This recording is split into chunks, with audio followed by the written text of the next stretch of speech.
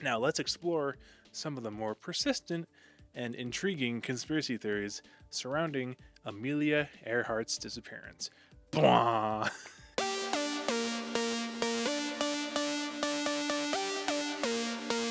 Welcome back to the Junior Mints Podcast. This podcast is here to help you guys navigate life while also helping you guys see the fun sides of life as well. My name is Finn Lawler. I'm your host. Let's jump right in. Now, today's episode I think will be a little bit different. It's about something that some people know and some people don't know. Uh, I'm going to dive into a little bit of history here as we figure out and look into the mystery of Amelia Earhart. Now, I know a lot of you guys probably know like what happened to her and all that, but for those that don't know, welcome to the episode. I'll do my best to sort of read the details that I have here. I have a script generated to me by AI, so I'm going to try to see what I can learn here. And here we go. Let's just jump right in. So, Amelia Earhart, right? Uh, what do we know about her? So on July 2nd, 1937, Amelia Earhart, a trailblazing aviator, along with her navigator Fred Noonan, I believe, vanished somewhere over the vast Pacific Ocean. Their goal? To circumnavigate the globe, a monumental feat for its time. They departed from Lee, New Guinea, I think, heading for a tiny refueling stop, Howland Island. But they never arrived. The largest and most expensive search effort in U.S. history at that time yielded nothing. No wreckage, no bodies, just silence. And in that silence, a fertile ground for speculation, whispers, and yes, some truly wild conspiracy theories. First of all, that's crazy. Um, Second of all, it's kind of ironic because I'm recording this episode July 3rd, and I'm reading something that happened on July 2nd. So anyway, the official most widely accepted theory is heartbreakingly simple. They ran out of fuel, crashed into the ocean, and sank. Given the primitive navigation technology of the era and the sheer immensity of the Pacific, it's a tragically plausible scenario. But for many, that explanation just doesn't sit right.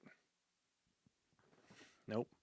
The human mind craves answers, and when answers are scarce, it invents them. Yep. Now, let's explore some of the more persistent and intriguing conspiracy theories surrounding Amelia Earhart's disappearance. Blah! um, One of the most enduring theories suggests that Earhart and Noonan weren't lost at all, but rather they were captured by the Japanese.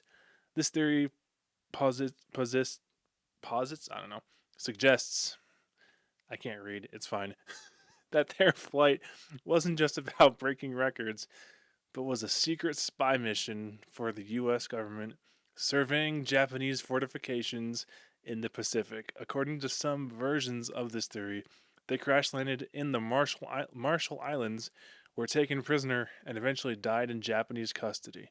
Perhaps in Saipan? Anyway, whatever. That's a that theory is nuts. I mean, a lot of people are going to be like, actually, they did that. I'm like, okay, whatever. Um, Proponents of this theory, try to say that three times fast. Proponents of this theory point to alleged eyewitness accounts from Marshall Islanders who claim to have seen the plane and the aviators in Japanese hands. While a captivating narrative, official investigations and historical analyses have largely dismissed this as unsubstantiated, noting the lack of concrete evidence and the unlikelihood of a secret spy mission being so openly tracked by the world press. That'd be cool, though. Think about it. That'd be so cool.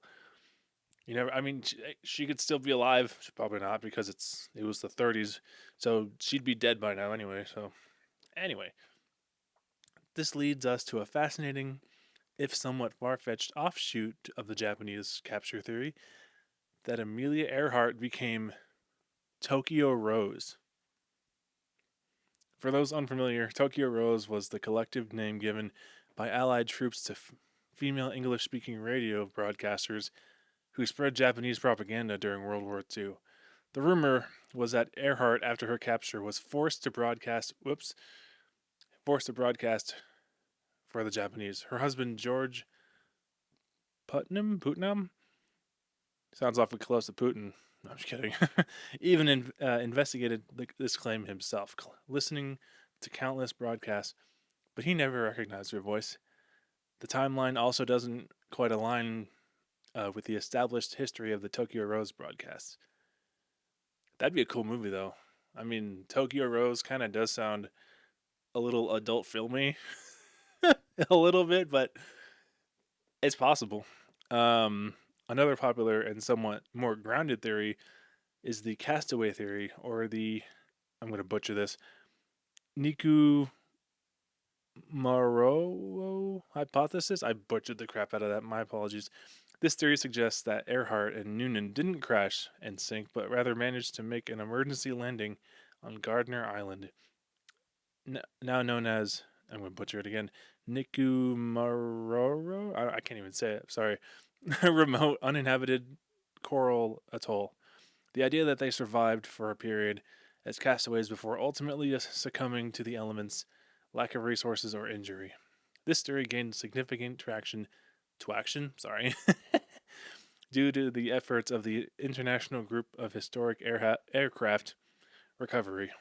They've conducted multiple expeditions to Nikumaroro, finding various artifacts that could be linked to Earhart, including pieces of plexiglass consistent with her Lockheed Electra, and even an empty jar of freckle cream she was known to use. While these findings were compelling and definitive, irrefutable link has yet to be established, and the deep ocean around the island remains a vast, challenging search area.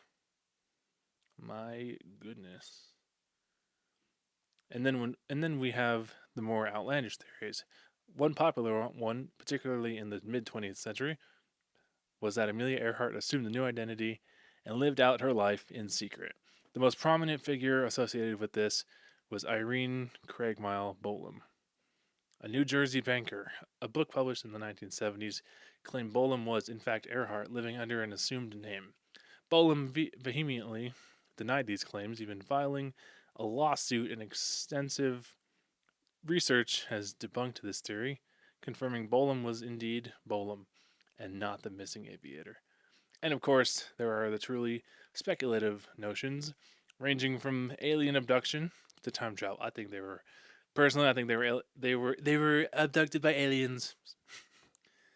Which, while these theories make a great sci-fi plot, they lack any credible evidence and tend to circulate more in the realm of internet folklore.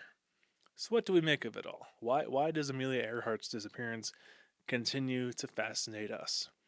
Perhaps it's the allure of the unknown, the tragedy of Darth Plagueis the Wise. Nope, the tragedy of a pioneering spirit vanishing into air, or the human desire to find a grander, more dramatic explanation than simply a mechanical failure or navigational error. While the crash and sink theory remains the most scientifically supported, the sheer lack of physical evidence means the door to other possibilities remains tantalizingly ajar. Until Earhart's plane, or her remains, are definitively found and identified, the mystery will endure, and with it, the captivating, sometimes wild, world of Amelia Earhart conspiracy theories. Actually, there was something I saw recently where they found like they saw like they found like some, I forgot, I don't know what the word is, but some like scan of like a plane in like an ocean somewhere on like, I don't know, but maybe that's Earhart's plane. Anyway, I don't know. The theory of Amelia Earhart is somewhat fascinating to me. I also think the theory of Princess Diana is kind of fascinating, but that's another episode for another time.